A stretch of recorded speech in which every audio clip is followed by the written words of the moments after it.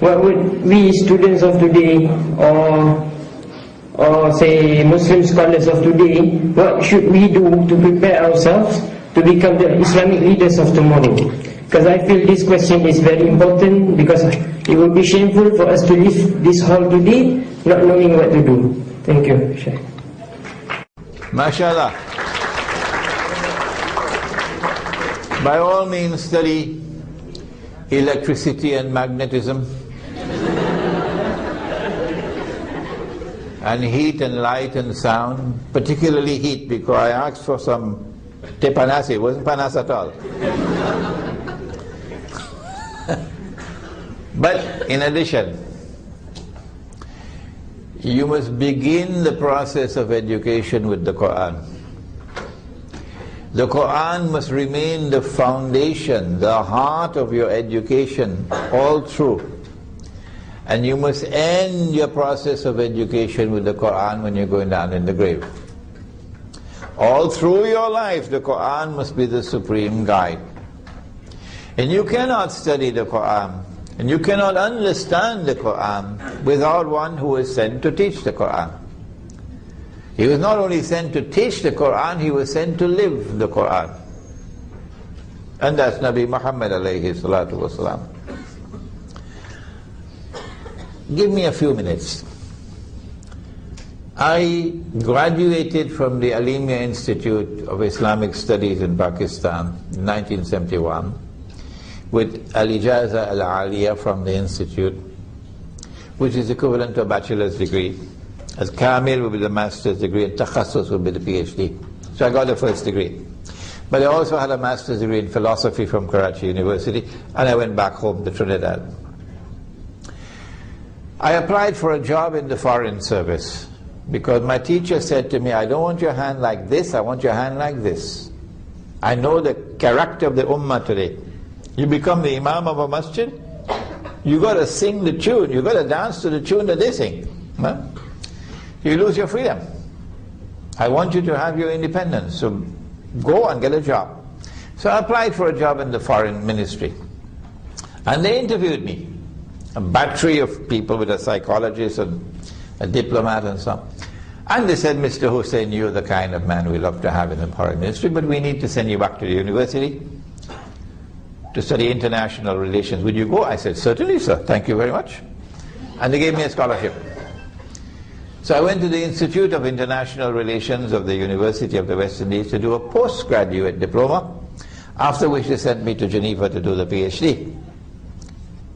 But this postgraduate diploma, the class had about 23 students, and you had to fight your way to get into that class. Oh yes, lots of applicants, but only 23 chosen. Most of them were diplomats in different foreign ministries. And they're all university graduates. French universities, British, Canadian, American, and the University of the West Indies. And only Imran Hussein, poor fellow, with a Pakistani degree. So everybody looking down at me with my Pakistani degree. Oh, wait a minute. When the classes start, we're studying international economics, international trade and development, international monetary economics. I know nothing about the subject. And next to me is this fellow with a master's degree from the London School of Economics. I have to study international politics, I have to study international law, I have to study the conduct of diplomacy, I have to study the history of international relations. But it quickly became evident in that class that I was one of the better students. Superior in my understanding to all of these diplomats. What was the reason? The answer was that I took the Quran and the Prophet ﷺ with me in the classroom. That's the answer. And my teacher gave to me the methodology with which I was able to apply the Quran to international monetary economics. As a result, I could write this book today.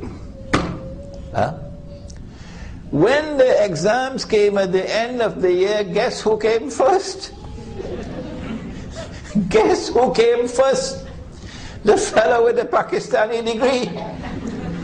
And in the exams of international monetary economics, not only did he come first, he beat the fellow with a master's degree from the London School of Economics.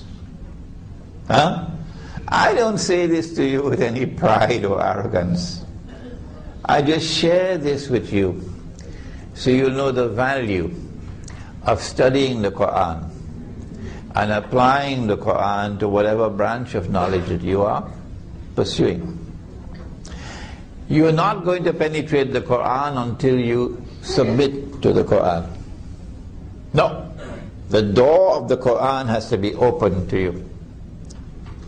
And in order for the door of the Quran to be open to you, you have to first learn this lesson, which my teacher taught me. Once you accept that this is the word of Allah, then whether you understand what is in the Quran or you don't, whether you're comfortable with it or you're not, submit to it. Submit to it. Understanding can come afterwards. Reason cannot sit in judgment over the word of Allah when once you accept that it is the word of Allah. That's disrespect. So having accepted that this is the word of Allah, you now approach it humbly, with intellectual humility. Secondly, you have to have familiarity with the Quran. Suppose, I don't know if this will happen, you are in the grave and the angels come and the tests now begin. You don't have any of your professors to help you in the grave. And the angel hands you a copy of the Quran and the angel says, recite. And you ask the angel, could you kindly give me a Bahasa copy?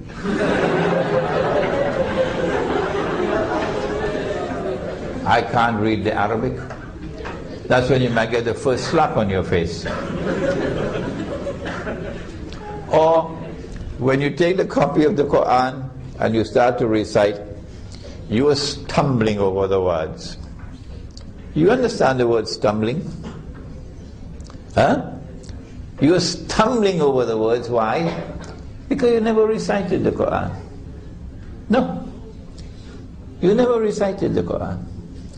The Quran was sent for you to recite, not only to study but to recite. And so and how to recite the Quran? Answer, from cover to cover. That's the way to recite. Your grandfather used to do it before television came, and before the internet came, and before McDonald's hamburgers came. Your grandfather used to recite it, your grandmother used to recite it, and the best time to recite the Quran is in the morning. So if you want to penetrate the Quran, to understand the world today, you better start by learning to recite it in Arabic, number one. Number two, reciting it constantly, from cover to cover, cover to cover. When you finish, you start again. When you finish, you start again, and you do that for the rest of your life. Okay? And then after that you pursue the subject of studying the Quran using the proper methodology, not the lazy man's methodology. And may Allah bless your effort that you may get a chance to penetrate the Quran. The Quran may be able to explain to you the world today that you would never ever be able to understand without the Quran.